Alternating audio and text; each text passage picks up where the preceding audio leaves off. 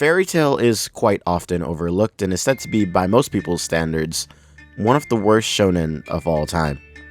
And with the show being in its final season and spanning across over 300 episodes, not many people's opinions have changed about it. Thank you, EvanIt0, for having me, my personal 30-second take on Fairy Tail's final season, which I didn't finish yet because it's not actually over yet. The good and the bad. On the good side, I thought it was goddamn amazing. One of the core themes of Fairy Tail altogether is how you, the viewer, becomes integrated with the Fairy Tail Guild and how you experience everything that the guild is experiencing. The final arc was everything in the guild and everyone that ever knew the guild coming together to face this astronomical threat, and they pull through. Thematically, the arc was goddamn brilliant. Now, slight downsides, you got your typical Fairy Tail BS, power scaling, garbage, and other superficial things that, well, Fairy Tail does not do that well. As a whole, I loved it, and I think you could just gloss over that superficial stuff and seize it by the heart. Thanks again, EvanIt0. Extremely cool for having me here. Stay weird, fam. Nuts, I swear, if you call me EvanIt0 one more time, I am unsubscribing. Although, to be fair, I don't even think you need my subscription. Overall, I think the season is going really well. It's really nostalgic seeing all these characters come together, and I really don't want it to end, but alas, it's been pretty good so far. I find it kind of tedious that people keep dying and coming back to life because then you don't feel the emotional connection, the loss of the character, because they're just gonna come back. Okay, whoa, hold up there, Tony. You're gonna spoil the entire video. One thing I don't think I'll ever stop loving about Fairy Tail is how it seems to perfectly embody that optimistic idea of going out on adventures, discovering new things, and coming back to share those stories with the people that you care about. Because at the end of the day, we are bound by the many stories that we share with each other based on the adventures that we go on. Of course, that really doesn't excuse the fact that while Hiro is also really good at building up all of these interesting villains and dramatic situations, he has very, very rarely stuck the landing as far as payoff is concerned. Well said, Cartoon Cypher. I really couldn't have said it better myself. I mean, I literally could not have said that any better. I suck at talking. One thing that I don't really like about it is the power system, and that's because everyone's so overpowered. So you have the Fairy Tail Guild, who by now they basically all seem like they're about the same power level. Then you have the main cast of people who are basically just really powerful. So how do you make the enemy feel more overpowered? Well, you've got to make them really overpowered. Making them so overpowered it's incomprehensible to think that Fairy Tail could even beat them. Another issue for another time, Tora. Fairy Tail is utter garbage because I heard it from the internet. I have no intention of watching it, and it sucks because there's way too much in it. Or no, there's not enough of it in it. Very well said, but there are bigger issues at hand right now, issues that we're about to discuss Wait, hold up, what's happening? Why are you asking me about this anime, Evan? I haven't seen it. All I know is that there's Dude Sakura, there's the blonde-haired girl, they're super cute together, there's that black-haired guy named Gray, even though nothing on his color palette is gray except for the chisel that carved his rock-hard abs, apparently, and there's an inexplicably blue flying cat. For all I know about Fairy Tail, if you told me that they go around telling anime fairy tales to kids, I'd be like, yeah, sounds about right. You're not even an AniTuber. Why are you even in this video? Look, we have wasted enough of your time, and by now I am sure you get the point. Let's continue. Now, there is so much wrong with Fairy Tail, in fact, too much to fit in one video. For instance, the insane amount of parascaling and its two-dimensional characters. But instead, today I want to focus on one of the biggest problems that this show has, and that's the fact that it cannot, for the life of it, no pun intended, kill off its protagonist. Allow me to elaborate, Internet. There has not been a single major death in Fairy Tail in this last season, and this bothers me. And sure, one can argue that when you don't lose characters that you love, that is a plus for any narrative. The problem lies when you're showing me heart-wrenching emotional character deaths only to retcon them a few episodes later. Let's start with Gagiel's death, and please note that every time I say the word death, take that with a grain of salt. Not only does he inhale Bane particles, which by the way are the most uncurable disease in the entire universe, after defeating Bloodman, he's dragged down to the underworld and has no means of escape. There's literally even a flashback montage. Like, there is literally nothing you could say to convince me otherwise that Gagiel is not dying in this moment. Except, poof, Urza's mom is also dying in this moment, which conveniently returns everyone to their previous positions. Therefore, Gagiel is not there when the portal closes. Therefore, he doesn't die. Not only is his plot armor thicker than a bowl of oatmeal, this doesn't even make sense. Take a look at this. Urza's mom releases the Universe 1 spell when she kills herself, and it's daytime, whereas Gagiel died at nighttime. Now, the Universe 1 spell affects the entire continent, not the entire world. Therefore, unless Gadgil was somehow across the world where it was actually nighttime, the Universe 1 spell would not have saved his life if it was retracted. The only thing that makes sense to me in this instance is that Gadgil died the night before or something. But we're not here to discuss plot holes, so next death! Now for this one, both Gray and Juvia are about to die by taking their own lives instead of taking each other's. And that alone is a very heart-wrenching moment, except for when you find out that Juvia uses her own blood and transfuses it into Gray with some super water blood transfusion technique that she apparently mastered in secret. And trust me, as ridiculous as this sounds, this isn't even the worst part. So of course Gray survives and Juvia dies. We see it right in front of our eyes. Juvia is dead and Gray just loses his cool, but that's not the part we're focusing on right now. We get the same emotional flair that Gadgil got when he passed away, and then, out of nowhere, Wendy comes in on her rescue helicopter named Carla and just saves her! And don't even get me started on the moment that Carla should have died. Too late! We're here now, we're getting into it. After being severely injured by the God of Time, Carla gets put into some sort of stasis which stops her from bleeding out, but I'm sure you can immediately see the problem with that. If Kronos controls all of time and can control who's in her time space and who's not, if she really wanted to kill off Carla, she could just bring her back into the time bubble, therefore Carla would be dead. For a God of Time, she literally wasn't utilizing her power to her full potential. Next,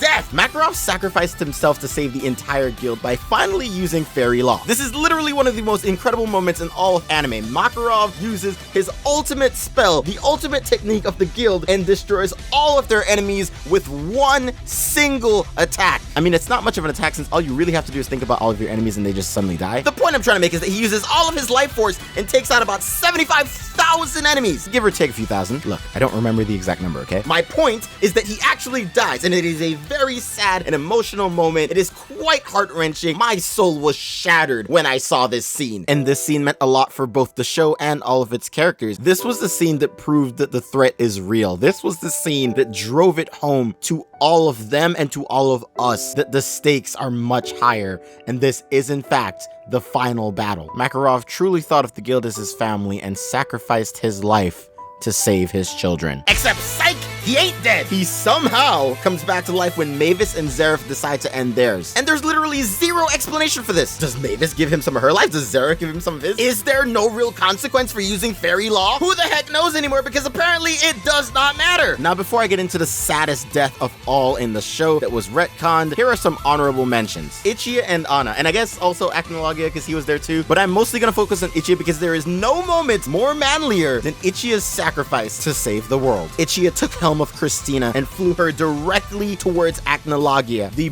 biggest, most baddest villain in the entire show, the King of Dragons and the ultimate destroyer, in an attempt to knock him into a time rift. Unfortunately, by knocking Acnologia into the time rift, Ichia and Anna are in fact too close and get sucked into the time rift as well. Truly, only a real man could make a sacrifice like this, is what I'd be saying if Acnologia didn't eat the time rift. Who could just eat a rift in time? This guy, apparently, which ultimately saves all of them. Ichia, Anna, and Acnologia. Look, all of this is stressing me out, so let's just cut to the end. The saddest death in all of Fairy Tail that has been retconned time and time again, that just absolutely ruins this show and is just absolutely inexcusable, is the death of the Guild Hall. Now, I know you're probably sitting there saying, but Evan, the Guild Hall is a building, and you'd be absolutely right, but it is still in fact a character in this show. Much like how the Going Merry in One Piece was a representation of the entire crew, and when it was destroyed, it was the saddest moment in all of One Piece at that point. The Fairy Tail Guild Hall represents all of its members, and when it is destroyed, it makes you hurt because now the guild members have no place to call home. Except the show doesn't even allow me to feel sad for that, because the Guild Hall has been destroyed like 6 or 7 times now, and every single time they just build another one. It's like it's some sort of inanimate object that they don't even have to care about. And despite all of this, I really do love Fairy Tail. In fact, it is one of my top 3 anime of all time. But you don't have to take my word for it. In fact, here are some of the positive things that my friends have said about this show.